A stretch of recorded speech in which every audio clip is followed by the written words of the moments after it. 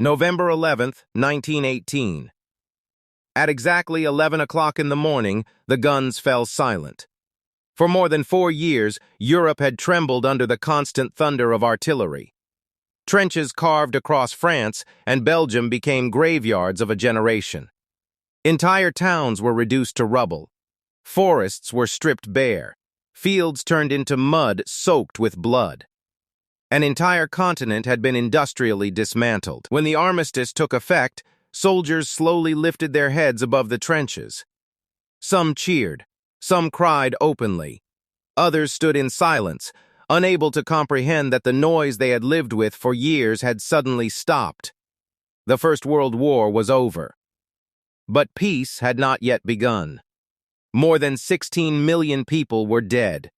Entire empires had collapsed. The German Empire was gone. The Austro-Hungarian Empire disintegrated into fragments. The Ottoman Empire was unraveling. The Russian Empire had already fallen to revolution. The world that existed in 1914 no longer existed in 1918. And in Germany, something felt deeply unresolved. No foreign army had stormed Berlin. German soil had not been widely occupied. Many soldiers returned home believing they had held the line. For years, government propaganda had assured the population that victory was near. Newspapers spoke of endurance, sacrifice, and imminent triumph. Then suddenly, surrender. No clear explanation. No dramatic last stand. Just a signature in a railway carriage in a French forest. For many Germans, it did not feel like military defeat. It felt like betrayal. Behind the scenes, however, reality was different. By late 1918, Germany was collapsing internally. The British naval blockade had strangled imports of food and raw materials for years. Malnutrition spread through cities. Industrial output declined sharply. Strikes broke out in factories. Morale in the army weakened. When the United States entered the war in 1917, it changed the balance permanently. By mid-1918, American troops were arriving in massive numbers.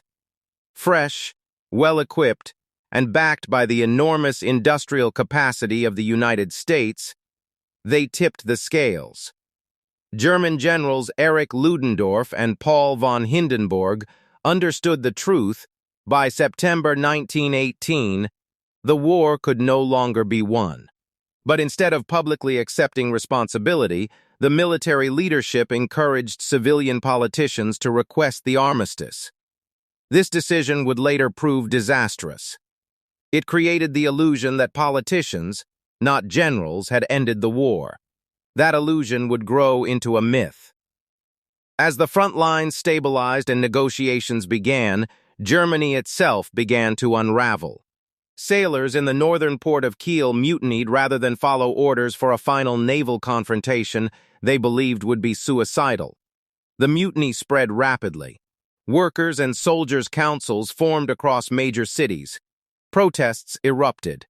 Red flags appeared in public squares. On November 9, 1918, Kaiser Wilhelm II abdicated and fled to the Netherlands. The German monarchy ended in a single day. A republic was declared in Berlin. What would later be known as the Weimar Republic was born not in stability, but in chaos. The new government inherited defeat, hunger, economic collapse, and political division. It had not started the war. Yet it would carry the burden of ending it. Meanwhile, in January 1919, representatives from around the world gathered in Paris. Their task was to design a peace settlement that would prevent another catastrophe. The most powerful voices at the conference belonged to 4 men. Woodrow Wilson of the United States arrived with a vision. His 14 points called for open diplomacy, reduced armaments, national self-determination, and the creation of a League of Nations that would guarantee collective security. He believed a fair peace would create lasting stability. Georges Clemenceau of France had a different perspective. France had suffered invasion, destruction, and immense loss of life. Entire regions lay in ruins. For Clemenceau, security was not theoretical. It was survival. Germany had invaded France twice in 50 years. He wanted Germany permanently weakened. David Lloyd George of Britain occupied a middle position. British voters demanded punishment for Germany, yet British strategists worried that completely crippling Germany could destabilize Europe and empower revolutionary movements. Italy sought territorial rewards promised during the war, though its influence was limited compared to the other three. The conference was not a harmonious effort to build peace. It was a negotiation between competing fears and ambitions. One critical decision shaped everything that followed. Germany was not invited to participate in the negotiations. The defeated nation would not negotiate the terms of peace. It would receive them. When German delegates were finally summoned in May 1919, they expected discussion. Instead, they were handed a completed treaty. The document was long and severe. The most controversial element was Article 231, later known as the War Guilt Clause. It declared that Germany and its allies were solely responsible for causing the war. This clause formed the legal basis for demanding reparations. To many Germans, it felt like moral condemnation. The treaty required Germany to pay enormous financial reparations for civilian damages across Europe. It forced territorial concessions. Alsace-Lorraine returned to France. New Polish territory cut into eastern Germany. The Polish corridor separated East Prussia from the rest of the country. The city of Danzig became a free city under international supervision. Germany lost all of its overseas colonies. Its military was drastically reduced. The army was limited to 100,000 men. Conscription was banned. Tanks, heavy artillery, submarines, and an air force were prohibited. The Rhineland was to be demilitarized, and Allied troops would temporarily occupy it. For France, these terms were security measures. For Germany, they were humiliation. German representatives protested that the treaty contradicted Wilson's earlier promises of fairness and self-determination.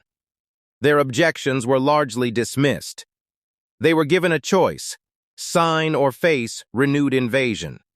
On June 28, 1919, in the Hall of Mirrors at the Palace of Versailles, the very room where the German Empire had been proclaimed in 1871 after defeating France, German delegates signed the treaty.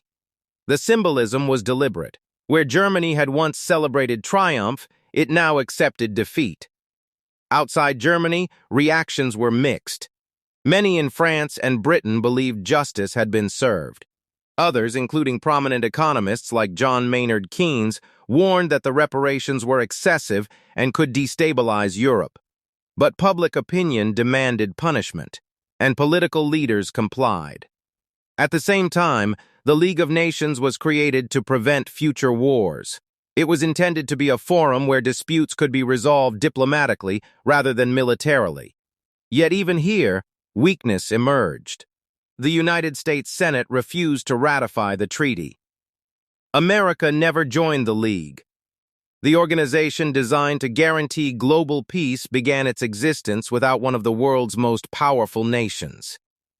Inside Germany, the treaty's impact went beyond economics and military restrictions. It struck at national identity. Veterans returned home to unemployment and political unrest. Paramilitary groups known as Freikorps formed, made up of former soldiers unwilling to accept defeat. Political violence erupted between radical leftists and right-wing nationalists. The idea that Germany had been stabbed in the back by internal enemies, socialists, Republicans, and Jews gained traction among nationalist circles. It was a false narrative. Germany had been defeated militarily and economically. But the myth was emotionally powerful. The Weimar Republic, which signed the treaty, was immediately branded by extremists as weak and traitorous. Every economic difficulty would soon be blamed on Versailles. Every hardship would reinforce resentment. In Munich, amid the chaos of revolution and counter-revolution, a small nationalist group began attracting attention. It was insignificant at first. One of its members was a former soldier, Austrian by birth, who believed Germany had been humiliated unjustly. He saw the Treaty of Versailles not simply as a diplomatic document, but as a wound that demanded revenge. His name was Adolf Hitler. In 1919, he was unknown. But the conditions created in the aftermath of the war, humiliation, economic strain, political instability, and the spread of nationalist myth would give him an audience.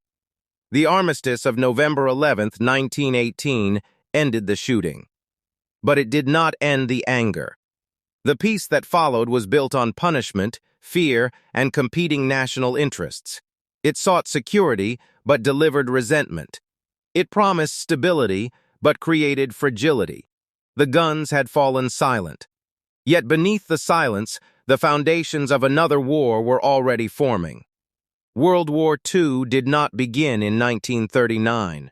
Its origins can be traced back to that quiet morning in 1918, when the world believed it had achieved peace, but had only secured an intermission.